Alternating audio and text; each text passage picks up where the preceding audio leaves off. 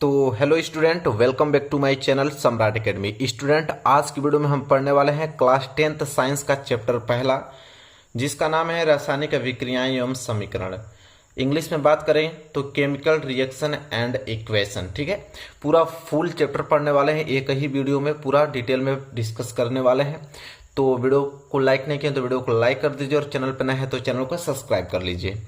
तो चलिए चैप्टर को स्टार्ट करते हैं। सबसे पहले हम जानेंगे कि चैप्टर का नाम जो है रासायनिक अभिक्रिया एवं समीकरण। सबसे पहले हम समझेंगे कि रासायनिक अभिक्रिया क्या होता है, फिर हम जानेंगे कि समीकरण क्या होता है। ठीक है, तो सबसे पहले हम बात करने वाले हैं रासायनिक अभिक्रियाओं को लेकर। ठीक है, तो रासायनिक अभिक्रियाएं आपको हेडिंग डालनी है। सबसे पहले नोट्स बनाते चलना है आपको। ठीक है, पूरा फुल डिटेल में नोट्स में डिस्कस करने वाला हूं, तो पूरा ये चैप्टर कंप्लीट होगा एक ही वीडियो में। वीडियो थोड़ा लंबी है लेकिन पूरा कंप्लीट आपको मिलने वाला है।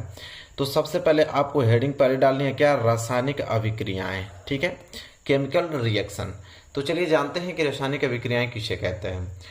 तो इसका परिभाषा लिखेंगे कि वह अभिक्रिया जिसमें एक या एक से अधिक पदार्थ परस्पर अभिक्रिया करके नए पदार्थ का निर्माण करते हैं, रासायनिक अभिक्रिया कहलाती है।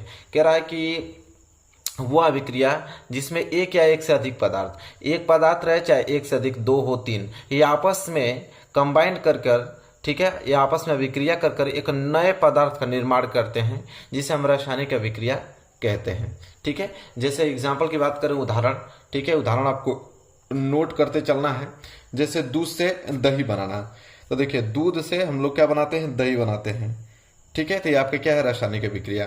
भोजन का पकना भी क्या आपका है, रासायनिक अभिक्रिया। क्योंकि बहुत सारे पदार्थ, जैसे भोजन आपका मान लीजिए सब्जी बनाना है, तो नमक आपने डाल दिया, हल्दी डाला आपने, ठीक है, आलू डाला आपने, ठीक है, अलग अलग तरीके से बहुत सारे पदार्थ आपने डाला, उन पदार्थों से मिलाकर एक नए पदार्थ जैसे सब्जी का निर्माण हो गया। ठीक है, तो वहां पे रासायनिक अभिक्रिया हुई है। ठीक है, तीसरा एग्जाम्पल बात करें तो मैग्नीशियम रिबन को जब वायु में जलाने पर मैग्नीशियम ऑक्साइड का निर्माण होना। ठीक है, अभी आपका क्या कहलाता है, रासायनिक अभिक्रिया कहलाता है। ठीक है, तो चलिए मैं इसको पहले बताता हूँ आप लोगों को। जैसे मैग्नीशियम, आपकी बुक में एग्जाम्पल दिया है कि मैग्नीशियम रिबन को वायु में जलाने पर मैग्नीशियम ऑक्साइड का निर्माण होता है। ठीक है, जैसे मैग्नीशियम, तो मैग्नीशियम का प्रतीक क्या होता है, Mg। तो लिखेंगे यहाँ पे मैग्नीशियम और प्लस ऑक्सीजन, O2, ऑक्सीजन, ये दोनों आपस में अभिक्रिया करके क्या बनाता है, मैग्नीशियम ऑक्साइड। तो मैग्नीशियम ऑक्साइड को लिखते हैं MgO।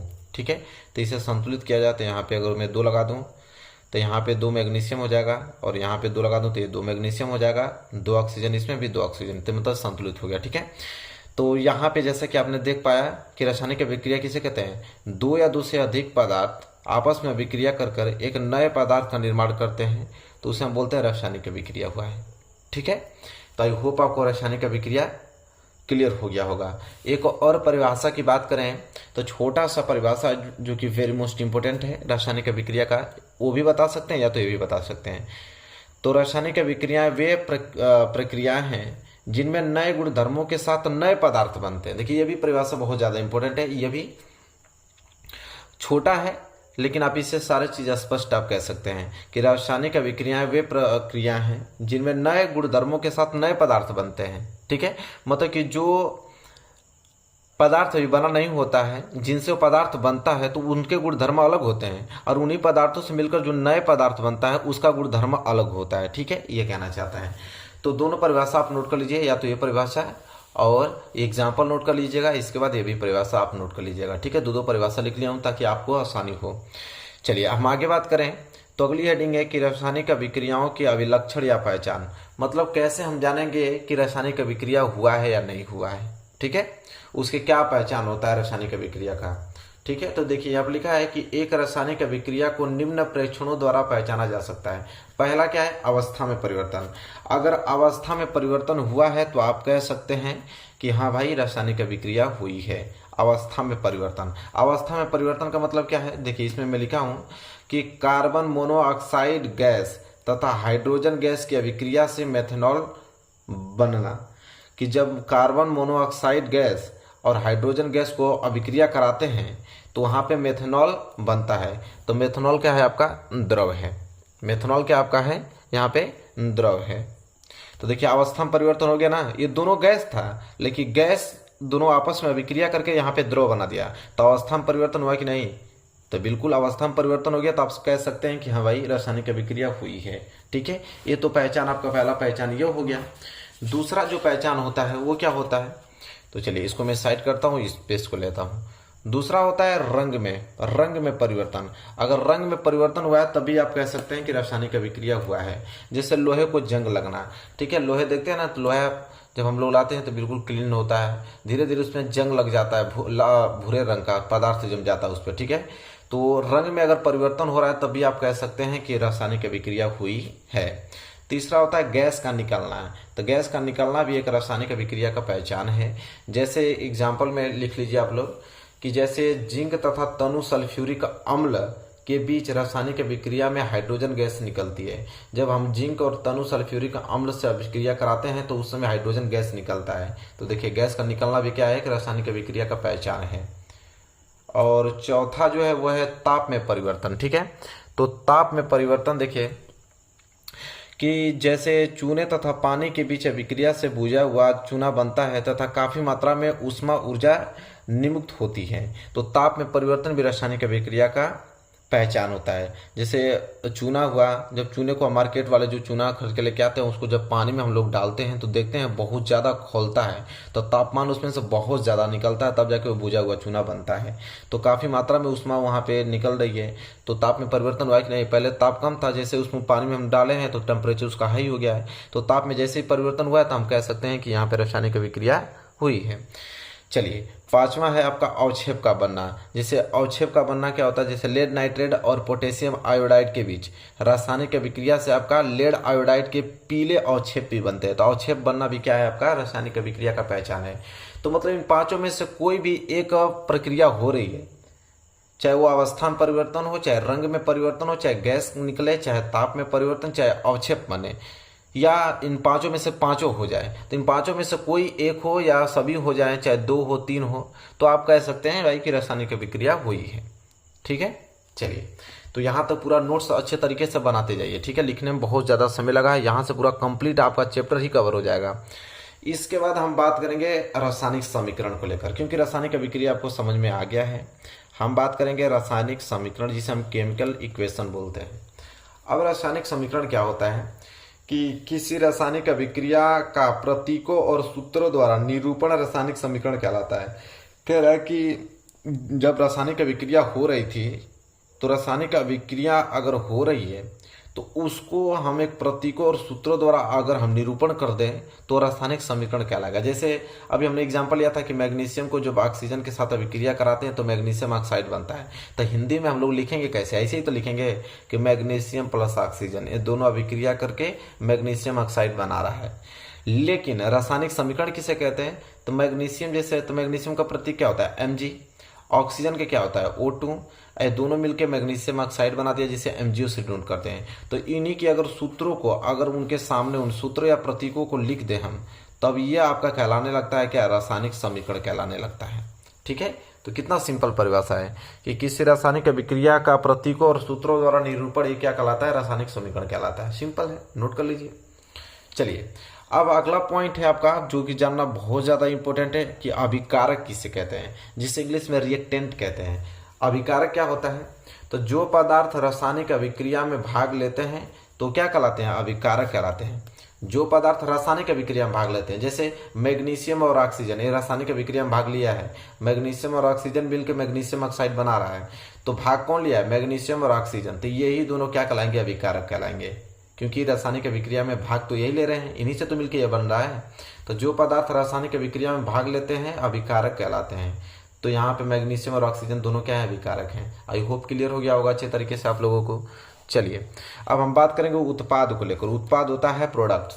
अब उत्पाद रासायनिक अभिक्रिया के परिणाम स्वरूप नए पदार्थ उत्पाद कहलाता है। मतलब कह रहा है कि रासायनिक अभिक्रिया से जो नए पदार्थ बनता है उसी को हम बोलते हैं उत्पाद। जैसे मैग्नीशियम और ऑक्सीजन से मिलकर मैग्नीशियम ऑक्साइड बना है, तो मैग्नीशियम ऑक्साइड उत्पाद कहलाएगा, और ये दोनों तो अभिकारक कहलाएंगे। तो वही चीज में लिखा हूं, सिंपल है कि रासायनिक अभिक्रिया के परिणाम स्वरूप नए पदार्थ ही क्या कहलाता है? आपका उत्पाद या प्रोडक्ट्स कहलाता है। आई होप आपको ये भी क्लियर हो गया। तो अभिकारक और उत्पाद दोनों क्लियर हो गया ना आप लोगों को? कोई दिक्कत बिल्कुल नहीं होना चाहिए। आई होप क्लियर हो गया होगा अच्छे तरीके से। चलिए आगे बात कर लेते हैं। तो आगे इसका उदाहरण देखने वाले थे ना, उदाहरण देख लेते हैं। जैसे वही है मैग्नीशियम प्लस ऑक्सीजन, तो ये आपका क्या कहलाएगा, अभिकारक कहलाएगा।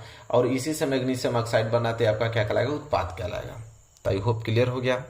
चलिए अब अगली हेडिंग आपको डालना है कि संतुलित रासायनिक समीकरण। रासायनिक समीकरण तो जस्ट अभी हम लोग पढ़े हैं कि रासायनिक समीकरण क्या होता है कि जब कोई रासायनिक अभिक्रिया होती है तो उसके सूत्रों और प्रतीकों को लिख देते हैं तो ये रासायनिक समीकरण कहलाता है। लेकिन भाई जब लिखते हैं तो उसमें भी आपका देखा जाता है कि संतुलित है या असंतुलित है। तब हम लोग पढ़ने वाले हैं कि संतुलित रासायनिक समीकरण किसे कहते हैं, बैलेंस केमिकल इक्वेशन किसे कहते हैं। तो चलिए देखते हैं। तो ऐसा रासायनिक समीकरण जिसमें अभिकारकों और उत्पादों में प्रत्येक तत्व के परमाणुओं की जो संख्या बराबर हो, संतुलित रासायनिक समीकरण कहलाता है। कह रहा है कि संतुलित रासायनिक समीकरण तभी कहलाएगा कि जब अभिकारक तभी मैं बताया हूं जो रासायनिक अभिक्रिया में भाग लेता है, जिसमें अभिकारकों और उत्पादों के प्रत्येक तत्व के परमाणु की संख्या अगर बराबर हो। जैसे उदाहरण में यहाँ पे में जिंक और सल्फ्यूरिक अम्ल, तो जिंक और सल्फ्यूरिक अम्ल से अभिक्रिया करके जिंक सल्फेट और हाइड्रोजन बन रहा है, तो ये तो आपका अभिकारक हो गया, ये आपका उत्पाद हो गया। तो यहाँ पे जैसा पा रहे हैं देखिए जिंक एक है तो जिंक यहाँ पे भी एक है, ठीक है। हाइड्रोजन यहाँ पे देख पा रहे हैं 2 है तो यहाँ पे भी हाइड्रोजन 2 है, ठीक है। SO4 यहाँ पे 1 है, SO4 यहाँ पे 1। तो मतलब कि यहाँ पे प्रत्येक परमाणु की जो संख्या है, प्रत्येक तत्व के परमाणु की संख्या बराबर है। तो इसलिए हम कह सकते हैं कि जो है ना रासायनिक समीकरण, ये संतुलित रासायनिक समीकरण है, क्योंकि अभिकारकों और उत्पादों में प्रत्येक तत्व के परमाणु की संख्या क्या है भाई, बराबर है। तो संतुलित रासायनिक समीकरण है। तो आई होप क्लियर हो गया। तो उदाहरण को नोट कर लीजिए, ठीक है, अपने नोटबुक में अच्छे तरीके से। आगे बढ़ते हैं। असंतुलित रासायनिक समीकरण जिसे अनबैलेंस केमिकल इक्वेशन कहते हैं। तो बस वही बात, उसका जस्ट उल्टा हो जाएगा, इसमें बैलेंस नहीं होगा। तो मतलब ऐसा रासायनिक समीकरण जिसमें अभिकारकों और उत्पादों में एक या अधिक तत्वों के जो परमाणुओं की संख्या असमान हो, असमान मतलब बराबर न हो, तो संतुलित समीकरण कहलाता है। जैसे यही देख लीजिए, सिंपल सा उदाहरण, मैग्नीशियम है ऑक्सीजन, मैग्नीशियम और ऑक्सीजन से मैग्नीशियम ऑक्साइड बनता है। तो यहाँ पे देखिए ये आपका असंतुलित रासायनिक समीकरण, क्योंकि मैग्नीशियम 1 ऑक्सीजन 2, इसमें मैग्नीशियम 1 लेकिन ऑक्सीजन भी 1 है, ऑक्सीजन तो 2 होना चाहिए। तो यहाँ पे अभिकारकों और उत्पादों में प्रत्येक तत्वों के परमाणु की संख्या बराबर नहीं है, असमान है, इसलिए हम कहेंगे इसे कि असंतुलित रासायनिक समीकरण है, ठीक है। आई होप आपको यहाँ तक तो क्लियर हो गया होगा अच्छे तरीके से, कोई डाउट नहीं होना चाहिए। हम आगे बात करें तो अगली हेडिंग आती है आपकी कि संतुलित करने की विधि। किसी भी रासायनिक समीकरण को हम संतुलित कैसे करेंगे, ठीक है।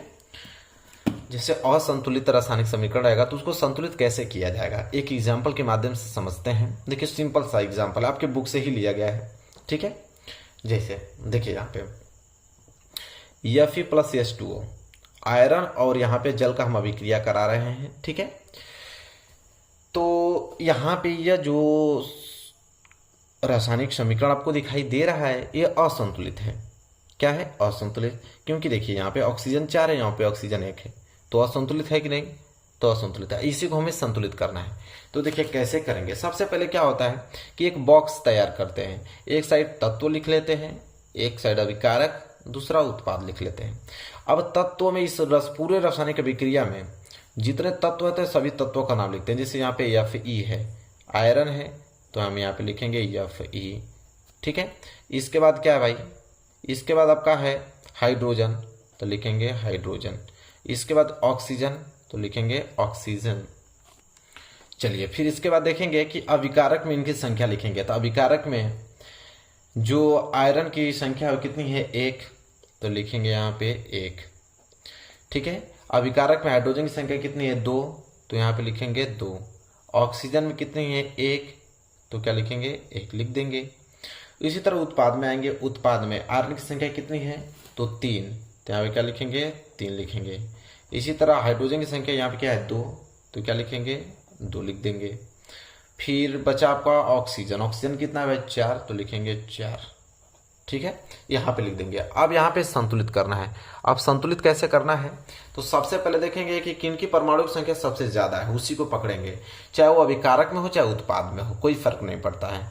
तो देखा जाए तो ऑक्सीजन यहाँ पे 4 है, तो इसी को पकड़ा जाए तो ऑक्सीजन अगर यहाँ पे 4 है और ऑक्सीजन यहाँ पे क्या है 1 है। हाँ, एक चीज़ और बताता हूँ कि सबसे पहले जब संतुलित किया जाए तो सबसे पहले आपको करना क्या है कि इसे एक बॉक्स में कर देना है। आपको बॉक्स में करने का मतलब ये होता है कि इसके सूत्र के साथ कोई छेड़खानी नहीं करनी है आपको, ठीक है। सूत्र का मतलब जैसे ऑक्सीजन 4 है तो ये ना कि यहीं 4 लिख दिया जाए और कह दिया जाए कि संतुलित हो गया, नहीं, ऐसा बिल्कुल नहीं करना है, ठीक है।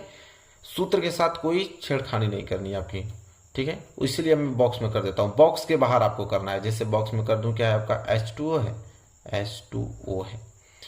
अब ये क्या बना रहा है, तो यहाँ पे जगह नहीं है इसलिए मैं यहाँ लिख देता हूँ बॉक्स बनाकर Fe3O4 और प्लस बॉक्स में क्या बना दिया जाए, H2 बना दिया जाए, ठीक है। तो बॉक्स में नहीं, आपको बाहर जो भी करना है कैलकुलेशन बाहर करना है, सूत्र में कोई नहीं, ठीक है।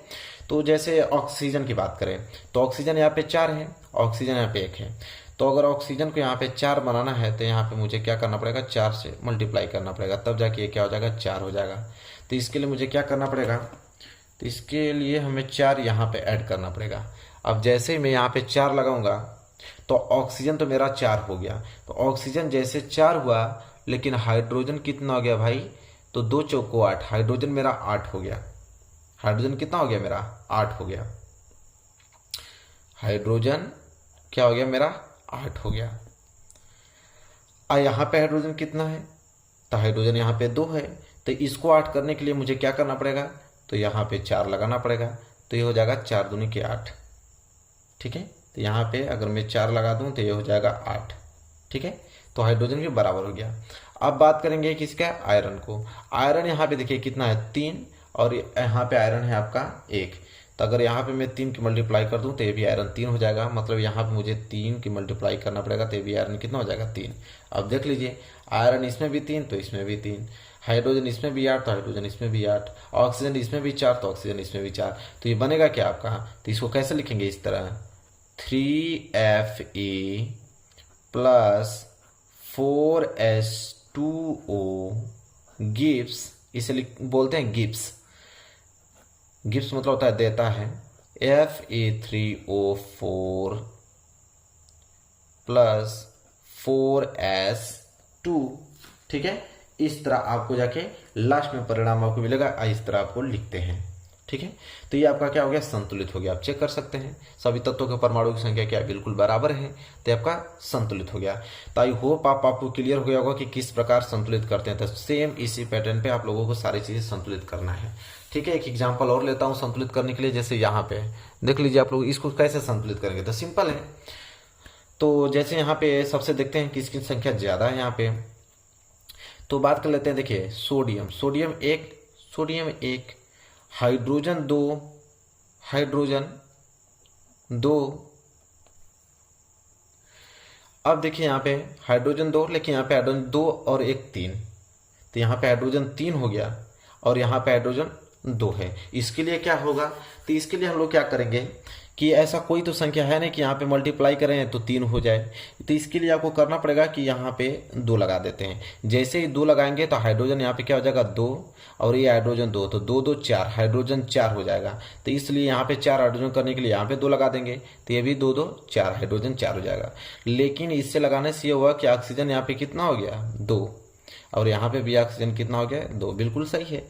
लेकिन सोडियम यहाँ पे क्या हो गया आपका, 2, और यहाँ पे सोडियम 1, इसलिए यहाँ पे 2 लगा देंगे तो संतुलित हो गया। देखिए सोडियम भी यहाँ पे 2, यहाँ पे भी सोडियम आपका क्या हो गया, 2, यहाँ पे आपका हाइड्रोजन 4, यहाँ पे हाइड्रोजन 4, क्योंकि हाइड्रोजन 2 और 2 2 4, ऑक्सीजन भी यहाँ पे 2 और ऑक्सीजन भी यहाँ पे 2, बिल्कुल क्या है, संतुलित हो गया, ठीक है।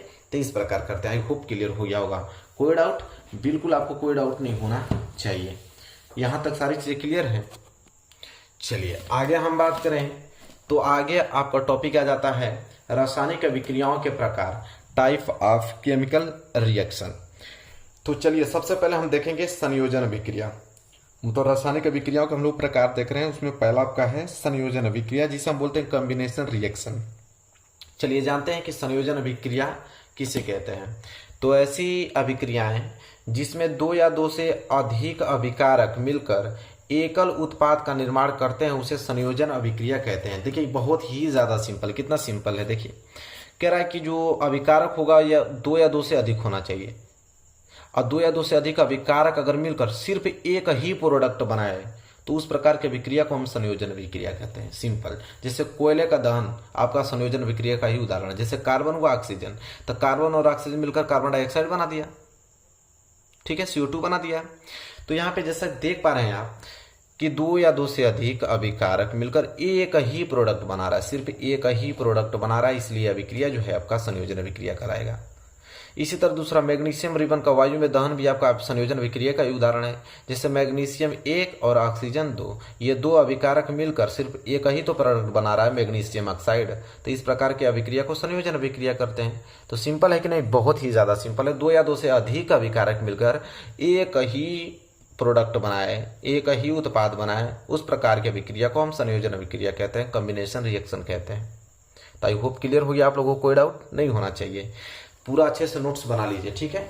बहुत अच्छे तरीके से मैं कवर कर रहा हूँ, कोई भी दिक्कत नहीं होगा आप लोगों को। इसके बाद हम आगे बात करें तो आगे आपका वियोजन या अपघटन अभिक्रिया, ठीक है। वियोजन अभिक्रिया कहते हैं और वियोजन अभिक्रिया के साथ साथ इसे अपघटन अभिक्रिया भी कहते हैं। तो दोनों नाम याद रखिएगा, एग्जाम में दोनों दे देता है, ठीक है। डिकम्पोजिशन रिएक्शन जिसे कहते हैं। तो चलिए जानते हैं कि वियोजन या अपघटन अभिक्रिया किसे कहते हैं। तो ऐसी अभिक्रिया जिसमें एकल अभिकारक टूटकर छोटे छोटे उत्पाद प्रदान करता है, वियोजन या अपघटन अभिक्रिया कहलाती है। अब देखिए बहुत ही ज्यादा सिंपल, मतलब जस्ट उसी का उल्टा हो गया। उसमें क्या हो रहा था कि दो या दो से अधिक अभिकारक मिलकर एक उत्पाद बना रहा था, लेकिन वियोजन में क्या है कि एकल सिर्फ एक आपका अभिकारक जो होगा वो टूटकर अलग अलग क्या बनाएगा, प्रोडक्ट बनाएगा, उसे हम वियोजन या अपघटन अभिक्रिया कहते हैं। लेकिन याद रखिए कि वियोजन जो अभिक्रिया है वो कितने प्रकार की होती है, 3 प्रकार की होती है। कौन कौन सी, तो पहला देख लीजिए। पहला होती है उष्मीय अपघटन अभिक्रियाएं। अब उष्मीय अपघटन अभिक्रियाएं जिसे हम थर्मल डिकम्पोजिशन रिएक्शन कहते हैं। अब ये क्या होता है उष्मीय अपघटन अभिक्रिया, तो वह रासायनिक अभिक्रिया जिसमें जो यौगिक होता है वो उष्मा के द्वारा दो या दो से अधिक सरल पदार्थों में अपघटित हो जाता है। मतलब दो या दो से अधिक पदार्थों में क्या हो जाता है, वियोजित हो जाता है, टूट जाता है। कौन, सिर्फ एक पदार्थ, वो भी किसके माध्यम से, उष्मा के माध्यम से। तो उसे हम बोलते हैं उष्मीय अपघटन अभिक्रिया, ठीक है। तो वह रासायनिक अभिक्रिया जिसमें यौगिक जो होता है ना वो उष्मा के द्वारा दो या दो से अधिक सरल पदार्थों में अपघटित हो जाता है। जैसे एग्जाम्पल की बात करें तो उदाहरण में आप लोगों को दिखा देता हूं यहाँ पे। चलिए उदाहरण नोट डाउन कीजिए। उदाहरण में जैसा कि कैल्शियम कार्बोनेट को जैसे गर्म करने पर यह कैल्शियम ऑक्साइड तथा कार्बन डाइऑक्साइड में अपघटित हो जाती है। मतलब कैल्शियम कार्बोनेट, देखिए ये जो है CaCO3 ये कैल्शियम कार्बोनेट है। अब इस कैल्शियम कार्बोनेट को उष्मीय अपघटन कर रहा हूं, मतलब उष्मा के द्वारा इसे कैल्शियम ऑक्साइड और कार्बन डाइऑक्साइड में तोड़ रहा हूं। तो उष्मा के द्वारा जो चीज टूट जाती है तो उसमें हम बोलते हैं उष्मीय अपघटन बोलते हैं। तो देखिए एक ही ना पदार्थ है, एक ही पदार्थ दो अलग अलग प्रोडक्टों में विभक्त हो गया, इसे बोलते हैं वियोजन अभिक्रिया। लेकिन हाँ उष्मा के द्वारा हो रही है तो उष्मीय अपघटन अभिक्रिया कहलाएगी, ठीक है। तो कैल्शियम कार्बोनेट को जब उष्मा देते हैं तो ये कैल्शियम ऑक्साइड और कार्बन डाइऑक्साइड में विघटित हो जा रही है, ठीक है, अपघटित हो जा रही है। तो आई होप क्लियर हो गया, ठीक है। और इसका उपयोग जो है वो सीमेंट उद्योग में भी किया जाता है। तो आई होप क्लियर। दूसरा प्रकार क्या होता है, तो दूसरा होता है प्रकाश अपघटन, ठीक है, फोटोलाइसिस, प्रकाश अपघटन। अब चलिए देखते हैं प्रकाश अपघटन क्या होता है। तो सिंपल वही होगा कि जब वियोजन अभिक्रिया सूर्य के प्रकाश के द्वारा होती है तब यह प्रकाश अपघटन कहलाती है। अगर उष्मा के द्वारा हो रही है तो उष्मीय अपघटन कहलाती है। सूर्य के प्रकाश के द्वारा अगर होगी अभिक्रिया तो आपका प्रकाश अपघटन अभिक्रिया कहलाएगी। जैसे में सिल्वर क्लोराइड है, सिल्वर क्लोराइड जो है सूर्य के प्रकाश की उपस्थिति में यहाँ पे सिल्वर और क्लोरीन में टूट जा रहा है तो ये कहलाएगा प्रकाश अपघटन कहलाएगा, ठीक है। एग्जाम्पल है, नोट कर लीजिए। तो आई होप क्लियर हो गया होगा, बहुत ही ज़्यादा सिंपल है। और इसका जो उपयोग होता है वो श्वेत श्याम फोटोग्राफी में करते हैं। तीसरा होता है विद्युत अपघटन, इलेक्ट्रोलाइसिस और इलेक्ट्रोलाइटिक डिकम्पोजिशन, ठीक है, रिएक्शन, विद्युत अपघटन अभिक्रिया। अब विद्युत अपघटन क्या है, जो विद्युत के द्वारा अभिक्रिया हो तो वह अभिक्रिया जिसमें यौगिक के जलीय विलयन में विद्युत प्रवाहित करने पर यह दो या दो से अधिक सरल पदार्थों में अपघटित हो जाता है, उसे हम विद्युत अपघटन कहते हैं, चाहे विद्युत अपघटन कहलाता है। ठीक है, उदाहरण के माध्यम से समझेंगे तो और क्लियर होगा। चलिए उदाहरण नोट कीजिए, ये पूरा आपको नोट बनाना है अच्छे तरीके से। ठीक है, जैसे में कि जब अम्लीय जल में विद्युत धारा प्रवाहित की जाती है तो ये किस में, तो ये जल और हाइड्रोजन एवं ऑक्सीजन में विघटित हो जाता है। जैसे में ये जल है, अब ये जल है, अब विद्युत अपघटन करा रहा हूँ विद्युत के द्वारा, तो देखिए हाइड्रोजन में टूट जा रहा है और ऑक्सीजन में टूट जा रहा है, तो विद्युत के द्वारा हो रहा है, हालांकि यह विद्युत अपघटन अभिक्रिया कहलाएगा। ठीक है, आई होप क्लियर हो गया होगा। चलिए अगला आपका आता है विस्थापन या प्रतिस्थापन अभिक्रिया। चलिए नोट कीजिए, विस्थापन या प्रतिस्थापन अभिक्रिया, डिस्प्लेसमेंट और सब्स्टिट्यूशन रिएक्शन। ठीक है, तो विस्थापन कहिए या प्रतिस्थापन कहिए, विस्थापन या प्रतिस्थापन अभिक्रिया। अब ये क्या होता है, तो वह रासायनिक अभिक्रिया जिसमें अधिक क्रियाशील तत्व जो होता है ना, वो कम क्रियाशील तत्व के यौगिक के उस तत्व के परमाणु को विस्थापित कर स्वयं उसका स्थान ग्रहण कर लेता है, प्रतिस्थापन अभिक्रिया कहलाता है। कह रहा है कि जो प्रतिस्थापन अभिक्रिया में क्या होता है कि जैसे अभिक्रिया होता है तो जो अधिक अभिक्रियाशील वाला तत्व होगा ना, वो कम अभिक्रियाशील वाले तत्वों को वहां से विस्थापित कर कर उसके जगह अपना स्थान बना लेगा। तो इस प्रकार की अभिक्रिया को विस्थापन या प्रतिस्थापन अभिक्रिया कहते हैं। ठीक है, और यह अभिक्रिया जो है वो दो प्रकार की होती है। विस्थापन जो अभिक्रिया होती है दो प्रकार की होती है। पहला एकल विस्थापन अभिक्रिया, सिंगल सब्स्टिट्यूशन रिएक्शन। अब एकल विस्थापन अभिक्रिया जैसे में आयरन कापर से अधिक क्रियाशील होने के कारण कापर को कापर सल्फेट के विलयन से विस्थापित कर देता है। इसका मतलब यह है कि आयरन कापर से अधिक क्रियाशील होने के कारण जो आयरन, देखिए अभिक्रिया में यहाँ पे मैं करा रहा हूँ किससे, लोहा से, आयरन से करा रहा हूँ और कापर सल्फेट से करा रहा हूँ। तो देखिए कापर सल्फेट के विलयन में ये जो लोहा जो है, तो ये लोहा अधिक क्रियाशील है किससे, कापर से, तो कापर को विस्थापित कर देगा और सल्फेट के साथ अपना रिएक्शन कर लेगा। तो देखिए लोहा है, कापर सल्फेट है, ये दोनों अभिक्रिया कर रहा है आपस में, देखिए ध्यान से अभिक्रिया कर रहा है। तो देखिए FeSO4 आयरन सल्फेट बना लिया और कापर को क्या किया, यहाँ पे विस्थापित करके अलग कर दिया। इसलिए किया है क्योंकि कापर से अधिक क्रियाशील तो आपका लोहा है, तो लोहा अधिक क्रियाशील है, तो भाई इसके जगह जाएगा, इसको विस्थापित करके इसके जगह अपना रिएक्शन कर लेगा SO4 के साथ। तो ये देखिए आयरन सल्फेट बना लिया, कापर को अलग कर दिया, तो ये कहलाता है आपका एकल विस्थापन। ठीक है, अब द्विविस्थापन अभिक्रिया दूसरा होता है उभय अपघटन अभिक्रिया कीजिए या तो द्विविस्थापन अभिक्रिया कीजिए, बात दोनों ये कहिए। ठीक है, उभय अपघटन अभिक्रिया कहिए या तो द्विविस्थापन अभिक्रिया कीजिए। अब ये द्विविस्थापन क्या होता है, तो वे रासायनिक अभिक्रियाएं जिनमें अभिकारक जो होता है यौगिकों के आयनों अथवा मूलकों के परस्पर विनिमय द्वारा नए पदार्थ बनते हैं, उभय अपघटन अभिक्रिया कहलाता है। इन्हें द्विविस्थापन अभिक्रिया भी कहते हैं। देखिए बहुत ज्यादा सिंपल है ये, बस परिभाषा बहुत डिफिकल्ट है, हालांकि बहुत ही ज्यादा सिंपल है। इसका कहने का मतलब ये चीज पहले नोट कर लीजिए यहाँ पे। इसके कहने का मतलब उदाहरण के माध्यम से समझेंगे, क्लियर हो जाएगा।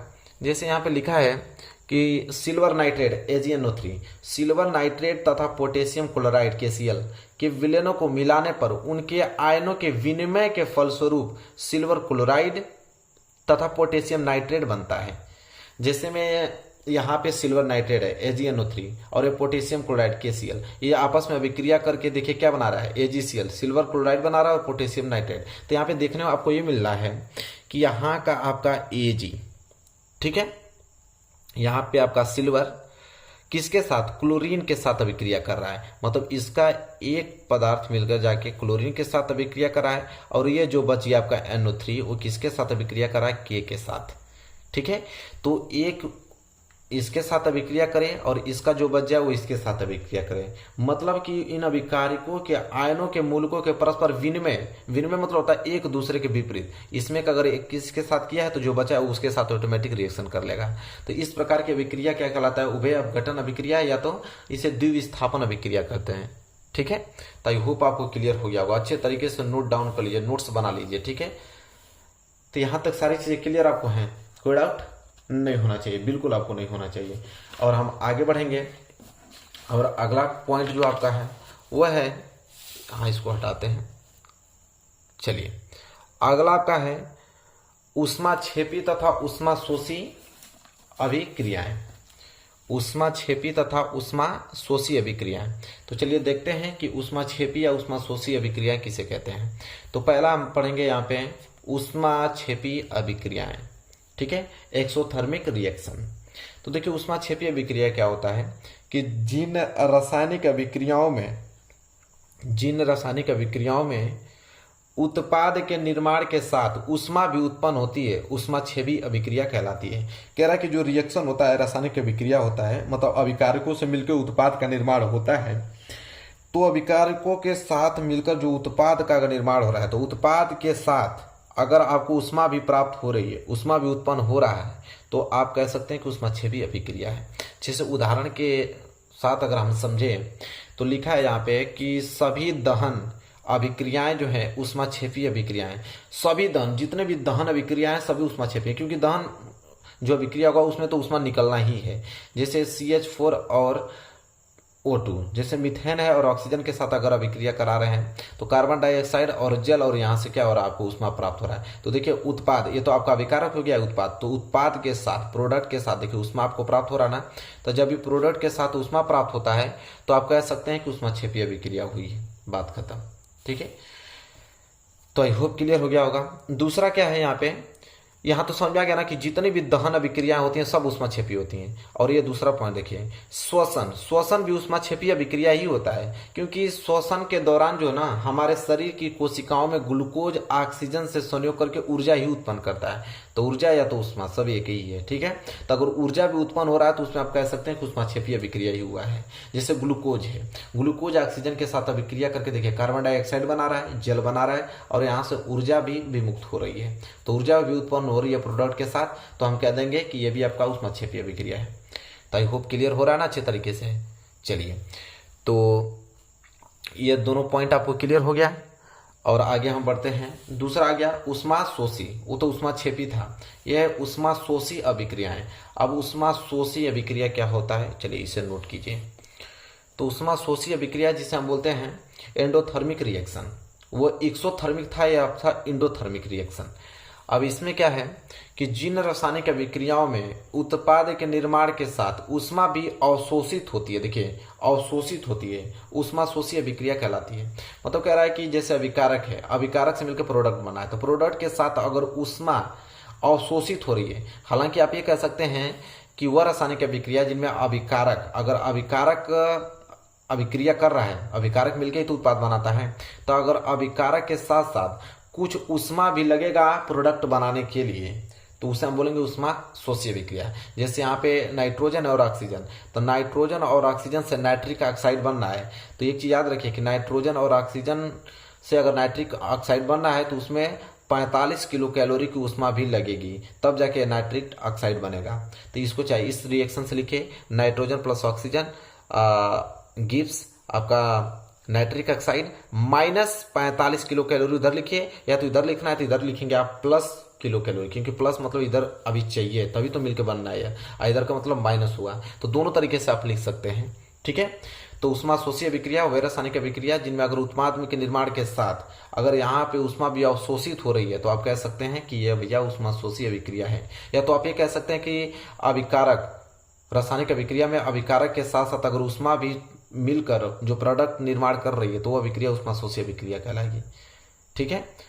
तो आई होप आपको यहाँ तक सारी चीजें क्लियर हो रही हैं, कोई डाउट नहीं होना चाहिए बिल्कुल। चलिए अगला पॉइंट की तरफ बढ़ेंगे। अगला आपका है ऑक्सीकरण या उपचयन अभिक्रिया, जिसे ऑक्सीडेशन रिएक्शन कहते हैं। तो ऑक्सीकरण कहते हैं या तो उपचयन अभिक्रिया कहते हैं, दोनों एक ही है, ऑक्सीकरण या उपचयन अभिक्रिया। अब देखिए क्या है कि जिन रासायनिक अभिक्रिया में ऑक्सीजन का योग या हाइड्रोजन का ह्रास हो, ऑक्सीकरण या उपचयन अभिक्रिया कहलाती है। कह रहा है कि जिन रासायनिक अभिक्रिया में सिंपल है, ऑक्सीजन का योग मतलब ऑक्सीजन जुड़ता हो, अगर ऑक्सीजन नहीं जुड़ता हो तो हाइड्रोजन घटता हो, तो हाइड्रोजन का ह्रास होता हो, कमी होती हो, तो वो अभिक्रिया ऑक्सीकरण या उपचयन अभिक्रिया कहलाएगी। जैसे यहाँ पे देखिए मैग्नीशियम और ऑक्सीजन, तो जैसे मैग्नीशियम और ऑक्सीजन मिलकर मैग्नीशियम ऑक्साइड, तो यहाँ पे देखिए ऑक्सीजन क्या हो रहा है, जुड़ रहा है, ऑक्सीजन क्या है, जुड़ रहा है। तो ऑक्सीजन का योग, ऑक्सीजन का जुड़ना या तो हाइड्रोजन का कमी होना, यह कहलाता है ऑक्सीकरण या उपचयन अभिक्रिया। तो यहाँ पे ऑक्सीजन जुड़ रहा है तो आप कह सकते हैं ऑक्सीकरण या उपचयन अभिक्रिया हुआ है, सिंपल। चलिए तो आई होप क्लियर हो गया। दूसरा होता है अपचयन अभिक्रिया। अपचयन को हम बोलते हैं रिडक्शन। अब अपचयन अभिक्रिया क्या होता है, तो जिन रासायनिक अभिक्रियाओं में ऑक्सीजन का ह्रास, यहाँ पे ऑक्सीजन जुड़ रहा था लेकिन यहाँ पे ऑक्सीजन का ह्रास होगा और हाइड्रोजन का क्या होगा, योग, जस्ट उसका क्या उल्टा है। तो जिन रासायनिक अभिक्रियाओं में ऑक्सीजन का ह्रास या हाइड्रोजन का क्या हो, योग हो, अपचयन अभिक्रिया कहलाती है। क्या कहलाती है, अपचयन अभिक्रिया कहलाती है। जैसे में यहाँ पे MgO है, मैग्नीशियम ऑक्साइड, और मैग्नीशियम ऑक्साइड से आपका बन गया मैग्नीशियम और ऑक्सीजन, ठीक है। तो यहाँ पे आपको ये देखने को मिला है कि ऑक्सीजन का ह्रास हो रहा है। यहाँ पे ऑक्सीजन जुड़ा था, ऑक्सीजन यहाँ पे क्या हो गया, अलग हो गया, ठीक है। तो ऑक्सीजन का क्या हो रहा है, ह्रास हो रहा है, ठीक है। तो आप कहेंगे कि अपचयन अभिक्रिया हुआ है। तो आई होप क्लियर हो गया होगा। इसके बाद अगला पॉइंट जो है बहुत ज्यादा इंपॉर्टेंट है, उसका नाम है उपचयन अपचयन। उपचयन अपचयन भी कहते हैं या तो उसे रेडॉक्स अभिक्रिया कहते हैं। उपचयन अपचयन अथवा रेडॉक्स अभिक्रिया, जिसे इंग्लिश में ऑक्सीडेशन, रिडक्शन रिएक्शन या तो रेडॉक्स रिएक्शन कहते हैं। अब ये क्या है, रेडॉक्स अभिक्रिया। तो जिन रासायनिक अभिक्रियाओं में एक अभिकारक उपचयित तथा दूसरा जो अभिकारक होता है वो अपचयित होता है, उसे हम बोलते हैं उपचयन अपचयन अथवा रेडॉक्स अभिक्रिया। मतलब कि जिन रासायनिक अभिक्रियाओं में अगर एक अभिकारक का उपचयन होता है और दूसरा अभिकारक का अपचयन होता है, दोनों एक ही में होता है, तो उसे हम बोलेंगे रेडॉक्स अभिक्रिया। जैसे यहाँ पे कॉपर ऑक्साइड है और हाइड्रोजन है, दोनों मिलकर कॉपर और जल बना रहा है। तो कॉपर ऑक्साइड में देखिए यहाँ पे अपचयन हो रहा है। क्या हो रहा है, अपचयन। अपचयन मतलब यहाँ से ऑक्सीजन का कमी हो रहा है और यहाँ पे हाइड्रोजन के साथ ऑक्सीजन यहाँ पे क्या जुड़ रहा है। तो ऑक्सीजन अगर जुड़ रहा है तो अब उपचयन हो गया और ऑक्सीजन यहाँ पे कमी हो रही तो अपचयन। तो एक अभिकारक का अपचयन हो रहा है, दूसरा अभिकारक का क्या हो रहा है, यहाँ पे उपचयन हो रहा है। तो ये कौन सी अभिक्रिया कहलाएगी, रेडॉक्स अभिक्रिया कहलाएगी। क्या कहलाएगी, रेडॉक्स अभिक्रिया। तो आई होप क्लियर हो गया आपको, ठीक है। चलिए आगे हम बात करेंगे। यहाँ तक क्लियर हो गया ना रेडॉक्स अभिक्रिया तक आपको। चलिए अगला पॉइंट जो आपका है वो है धातुओं का संक्षारण। क्या है, धातुओं का संक्षारण। अब धातुओं का संक्षारण क्या है कि वह रासायनिक अभिक्रिया जिसमें वायु की नमी तथा ऑक्सीजन के प्रभाव से धातुओं का क्षय या ह्रास होता है, धातुओं का संक्षारण कहलाता है। देखिए धातुओं का संक्षारण का मतलब वह रासायनिक अभिक्रिया जिसमें वायु की नमी के साथ या तो ऑक्सीजन के प्रभाव के कारण जो धातु धीरे धीरे खत्म होने लगता है, ठीक है। तो धातुओं का संक्षारण कहलाता है। जैसे लोहे की बनी वस्तुओं पर लाल भूरे रंग की परत चढ़ जाता है तो धातुओं का संक्षारण ही है। चांदी की सतह का काला होना ही क्या है, धातु संक्षारण का ही उदाहरण है। तांबे के सतह का हरा होना धातु संक्षारण का ही उदाहरण है। तो धातुओं का संक्षारण आपको समझ में आ गया, ठीक है। चलिए ये हेडिंग बहुत ज्यादा इंपॉर्टेंट है, इसे नोट कर लीजिएगा। अगला बात करें तो लास्ट आपका पॉइंट है विकृत गंधिता। विकृत गंधिता क्या होती है कि जब वसायुक्त, क्या बोला है कि जब वसायुक्त अथवा तैलीय खाद्य पदार्थों को अधिक समय तक रखा जाता है तब उसका जो स्वाद होता है ना वो और गंध में परिवर्तन आ जाता है। क्योंकि वायु की ऑक्सीजन के संपर्क में आकर तेल या वसा उपचयित हो जाते हैं। क्या हो जाते हैं, उपचयित हो जाते हैं। उपचयित मतलब ऑक्सीजन उसमें जुड़ जाता है जिससे उनका स्वाद जो होता है और गंध बदल जाती है और यह घटना ही क्या कहलाती है, विकृत गंधिता कहलाती है। कोई देखिए मिठाई वगैरह देखते हैं आप लोग और मिठाई वगैरह पैकेट में है तो सुरक्षित है, उसको खुला छोड़ देंगे तो उसके रंग में और गंध में परिवर्तन आ जाएगा क्योंकि ऑक्सीजन के साथ अभिक्रिया कहलाता है। ऑक्सीजन उसमें जुड़ जाता है मतलब उपचयित हो जाता है वो, तो उपचयित होने के कारण उसके रंग और स्वाद में क्या होता है, परिवर्तन हो जाता है, ठीक है। और वही परिवर्तन ही क्या कहलाता है, विकृत गंधिता कहलाता है, ठीक है। तो ये पूरा आप लोग अच्छे तरीके से इसको नोट कर लीजिए। तो आई होप यहाँ तक सारी चीजें आपको क्लियर हो गई। तो मेरे प्यारे विद्यार्थियों पूरा का पूरा ये जो चैप्टर है रासायनिक अभिक्रिया तथा समीकरण पूरा अच्छे से हमने कवर कर दिया एक ही वीडियो में। और पूरा अगर नोट्स आप अच्छे से बना लेते हैं तो कोचिंग की कहीं जरूरत नहीं है, पूरा अच्छे डिटेल में हमने समझाया है और यहाँ से सारे क्वेश्चंस बनेंगे और आपको सारे क्वेश्चन तैयार भी हो गया होगा। तो चलिए मेरे प्यारे विद्यार्थियों, वीडियो पर नए हैं तो वीडियो को लाइक करके ही जाइएगा, चैनल को जरूर सब्सक्राइब कर लीजिएगा क्योंकि डेली ऐसे ही वीडियो आपको सभी सब्जेक्ट को देखने को मिलेगी।